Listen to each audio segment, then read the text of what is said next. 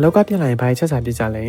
ကျွန်တော်ဒီနေ့တစ်ခါမှမစားကြည့်ဘူးသေးတဲ့ onion boil လေးကိုချက်ပြမှာဖြစ်ပါတယ်ဒီနေ့ကကျွန်တော်ချက်သွင်းနေနှလုံးသုံးထားတယ်ပေါ့နော်အရင်ဆုံးအခွန်ခွာလိုက်ပြီးတော့အလေတက်တက်ကနေပြီးတော့လှီးချလိုက်တယ်ပေါ့နော်ပြုတ်တဲ့အခါကျလို့ရှိရင်အတွင်းပိုင်းထဲထိကိုပို့ပြီးတော့နူးလွဲ့အောင်လို့ပေါ့နော်ပြုတ်တဲ့အခါမှာလည်းကျွန်တော်ကအရသာအတွက်တစ်ခါလေးချက်တာမဟုတ်တစ်စုံထည့်ပြီးတော့ပြုတ်လိုက်တယ်ကိုကအရင်နူးရကြိုက်လို့ရှိရင်25မိနစ်30လောက်ပြုတ်ပေါ့နော်ကျွန်တော်တော့မိနစ်20လောက်ပဲပြုတ်လိုက်တယ်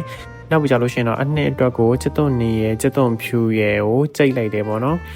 ကျွန်တော်တို့လေအရန်ပဲကြည်သွားအောင်ကြိတ်လိုက်တယ်အနှစ်လေးဖြစ်သွားအောင်လို့ပေါ့နော်ပြီးရင်တော့စီတက်မယ်ထောပတ်စီကိုသုံးပါတယ်သူများရဲ့လေထောပတ်စီပဲသုံးတာတွေ့လို့ပေါ့နော်ထောပတ်လေးကြက်လာပြီဆိုလို့ရှိရင်တော့ခုနကြိတ်ထားတဲ့ချက်သွန်နေချက်သွန်ဖြူထည့်လိုက်တယ်အရောင်အတွက်ကိုစွန်ရွေးမှုတ်တစ်စုံရဲ့နည်းနည်းလေးဆက်ဆက်စားခြင်းလို့ဥလာထုံမုံနှစ်စုံကြော်လေးသုံးထားတယ်ပေါ့နော်အဲ့လိုမျိုးနဲ့စီကိုတေချာလေးကြက်အောင်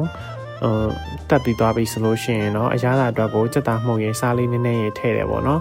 ပြီးရင်လုံးဝအရသာတွေအကုန်လုံးအဆင်ပြေပြီဆိုလို့ရှိရင်နောက်ဆုံးမှာငရုတ်ကောင်းမှုတ်တစ်စုံရဲ့နန်းနန်းလေးမှုတ်တစ်စုံရဲ့ထည့်တယ်ပေါ့နော်အဲ့လိုမျိုးနဲ့အကုန်လုံးကျက်သွားပြီးအကုန်အဆင်ပြေသွားပြီဆိုလို့ရှိရင်တော့အချက်သွန်နေထည့်လိုက်တယ်နောက်ပြကြလို့ရှိရင်တော့အချက်သွန်နေတွေကိုအရသာဝင်သွားအောင်လို့နည်းနည်းလေးလှိပ်ပေးလိုက်တယ်ပေါ့နော်အခုဆိုရင်တော့လုံးဝအနှံ့ရတာနဲ့ပြည့်စုံတဲ့ onion boil လေးကိုရပြီဖြစ်ပါတယ်ပြီးရင်တော့အပေါ်ကနေပြီးတော့နည်းနည်းလေးလှသွားအောင်နည်းနည်းလေးမှုတ်ထပ်ဖြူလိုက်တယ်ပေါ့နော်ဆိုတော့ပြီးပါပြီ bye